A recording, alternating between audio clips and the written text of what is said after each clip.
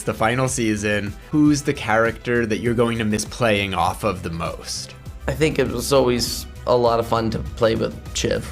That was always just like easy and very alive and fun, and it felt just sort of like we were playing ball. We would be handed this lovely ball and we could just sort of like toss it back and forth, and if I fucked up and dropped it, she'll pick it up and be like, that's all right, I got the ball, I'll just say your shit. There've been times when I'll be like, I can't say this line, can you do it? And she'll be like, yeah, I'll take your line. We've done that a lot, like throughout the last 2 years, but this season a lot, we did a lot of like, would you say these lines because I don't want to? And she'll be like, fine, yeah, I'll take them. Do you want this one? I'll say, yeah, I'll take that one. And then we just sort of like, wow, play, and like as they're rolling, I'll be like, by the way, I might not say that line, I think something else is gonna come out. And she'll be like, do whatever you want. And I know that like she's got my back. So that's a lot of fun to play with. I think you're a super talented superstar. Oh, you're such a fucking bitch. Jeremy and I have had a lot of these amazing scenes, and our scenes always seem to be the high point of each series, is when we actually come together and he tries to claim what he feels is his right. Yeah. And I feel that he hasn't earned that. You're not a killer. You have to be a killer. It's probably Willa because I spend most of my time with her. Even though she too is delusional, I mean, she thinks she's a playwright, and she's not letting go of that. She does bring him back down to earth occasionally, for moments, about spending money, about what polling at 1% actually means. She's living in the real world a little more often than Connor is. I mean, could you win? Good Lord, no. I worked with this one guy a lot. We did a ton of scenes together. He plays Tom, it's Matthew McFadden. And he's a good actor. Yeah, we got a lot of stuff together, so we got to play. Can I trust you? Yes, of course you can trust me. To a point, yes. How could it be anyone but Kieran Culkin as Roman Roy? You know, if I were capable of any sudden movement, I would totally pounce on you right now. I actually hear that a lot, usually from men in their 90s. But the truth is that I really love acting with so many. I love acting with Brian. I love it. I love acting with Matthew McFadden, and I don't get that many chances to. I love my colleagues on the show, David Rashi and Peter Friedman, who play Frank and Carl. I'm gonna really miss that. Dagmara Dominchik, who plays Carolina. Really, the whole cast is very chummy. What is it that specifically Logan brings out in Jerry that you like to play? Well, that's changed over the course of the show. Yeah. I have this theory, I've never run it by Jesse, but I feel like whenever Logan advances anyone, there is no one more loyal than Jerry. He wakes up the next day kind of disliking them because they have something over him somehow. Keep Jerry close. Keep an eye on her. And I feel like being named the interim CEO and then ending the way season 3 did with finding out about, you know, Roman's disgusting habits directed at me, you know, it changed because I think I used to be his confidant, his most loyal. He'd always like, get me Jerry, get me Jerry. And that, I think, changed. And even in the first episode of season 4, there's a reference when he's trying to get us all to roast him. And it's not funny to me. Yeah. So I feel like the sands are shifting for Jerry, like she's not on terra firma. Avoiding work.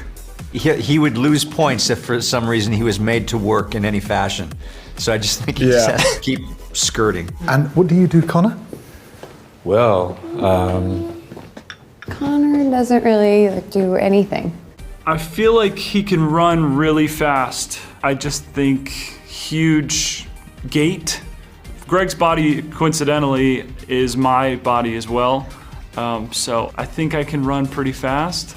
So if you need somebody to, like be a messenger, except not on a bike, but running, I think that'd be my thing. Lot of stamina. He can jump relatively high too. If there's something on a shelf. Fuck yeah. She'd be the one kind of covering the tracks so that the villain can't get them. It seems that there are a great many of these documents that were destroyed in the course of normal data management and corporate housekeeping. I don't know, I guess. I don't play video games, so you know who you should ask is Kieran Culkin, because he does play those games. Last of Us was a brilliant video game, but that was like one of the first video games where I was like, this is amazing story-wise. I'm surprised they didn't start with that being a show or a movie first. It started as like, people had a brilliant idea and they made it a game.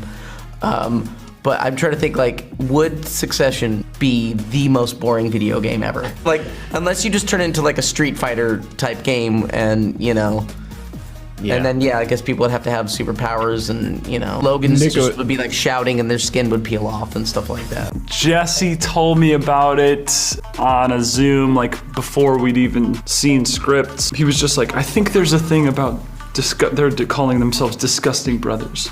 Pretty cool. Do you have a logo? It was perfect. It's like, okay, they've landed on the Logan side and they're feeling good, and Tom's feeling good about breaking off from Shiv, and they're players. They think they're players. Going around town, slaying. He gave me about 6 months to get into the headspace of being a disgusting brother. So, I was ready to go. Day one. The Disgusting Brothers on a motherfucking tour. Don't take Roman Roy's phone calls when you're at home. No after-hour calls. That's where it all started. You disgusting little pig. That's the thing about Jerry is I feel like she's so level-headed. She hasn't done anything rash. She keeps saying to Roman, stop it. This is not going to end well. Don't do that. Don't be so careless. Don't send me those items on the phone. You don't want pictures of my dick? No. Okay. You know, she doesn't quite take her own advice. It's like I think she's still hoping to craft a business relationship. Or I think in her heart of hearts, she wants a protege. You know, like he'd be the Roy and I'd be the major domo behind him after it's handed down. And I just think that was a pipe dream, and that was her fatal flaw, was ever giving it even the time of day. I'd lay you badly, but I'd lay you gladly. Can I remind you, Roman, that so far as I'm concerned, nothing has ever happened between us other than of a professional nature. Gotta be curious though, right? I guess I would say, like, stick up for yourself more. You know, oftentimes, like, when he would be told to shut up or get out of a room. You, outside. He out fucking side now. Or, you know, that he's a sprinkle. How about Tom with some fucking Greg sprinkles? He could have fought a little harder, fought back. But I think Greg does his very best. I'm more than a sprinkle. You got to go through what you got to go through, and that's a lot of hazing. I think he was pretty coddled as a child. Single mom, only child, and so I think he needs to get beat up a bit. So it's good for him. Well, he was kind of a punching bag for the family. He never really spoke up for himself until the very end of the third season. I'm the eldest son. I'm the eldest son. Whoa. And I must be considered, and I need to be taken into account. I guess I would just tell him to, if it was possible, just to stand up for himself a little more. I am the eldest son. But I mean, that's really not the character, and that's not how Jesse wrote it. I am the eldest son. As a friend, I would say, don't take that crap, you know, don't speak up for yourself. I am the eldest son. I would advise him to keep clear in his thinking. I would advise him to really examine what his relationship with his children is. And it's laudable that he wants his children to succeed. And he's tried, because he's always wanted one of his children to succeed him. And it's failed miserably. And that's sad for Logan. I mean, his weakness is he loves his children. If he didn't love his children, he'd be a lot happier man. You know? In episode 2, I just say at one point, I said, you know, the problem is you're not serious people. And I think that's what he really feels, that none of his children, when under scrutiny, are serious people. So in a way, that's a source of great sadness to Logan. But also he feels that he's failed his children. I spoiled you, and now you're nothing. You're curdled cream. I mean, that's hard, especially in relations to Siobhan, because he really, I think at the end of the day, that's who he would have liked to have taken over. You know, and in a way that's a kind of great thing, because you're moving from a patriarchy to a matriarchy. And he would allow that, he's all for that happening. But she can't keep her mouth shut. For fuck's sake, Dad, just tell him it's gonna be me. She opens her mouth and puts both her feet in it. My dad doesn't like to be pushed. No. So there could be repercussions. I think that is source of great sadness for him. So each season is frustrated because each child doesn't step up to the plate, won't take the responsibility. And there's a lot of blame going on without actually saying, you know, it's a job, do it. Fucking amateur hour at the fucking circus. So I would just say to Logan, you know, Logan, let go. Just let go of them.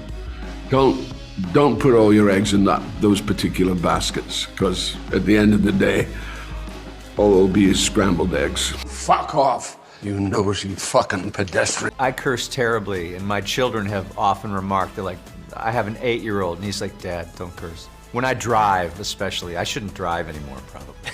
Buckle up, fucklehead is gold. I mean, it's just gold. Buckle up, fucklehead. Jerry doesn't swear particularly, although I have wanted to a few times. I almost did some improving once or twice where I, would have not been so ladylike. It was a scene we did, and they said, feel free to play with very different temperatures. And we started throwing insults at each other, and I said, yeah, why don't you draft up a statement? Do you want me to do it for you? She goes, oh yeah, you're gonna do it? Yeah, good luck doing it. Do you even know your password? I'll send it to you, you little asshole. As I'm walking out, she said, you little fucking asshole, and I said, eat my pussy, bitch.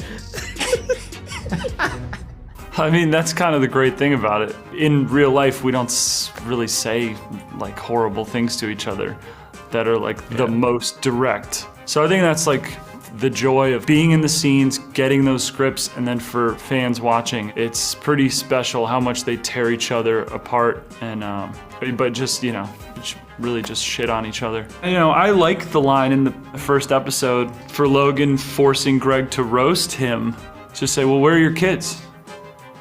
Where are your kids on your big birthday? How about that for a roast? Where are your kids? Where's all your kids, Uncle Logan? On your big birthday. That was exciting to get that little moment. That was okay, Greg's getting some balls here. He's growing some testes. No, he's okay, Jesse gave me an opportunity to spew something out that Greg never would have season 1. Yep. But he's getting more and more permission to be that.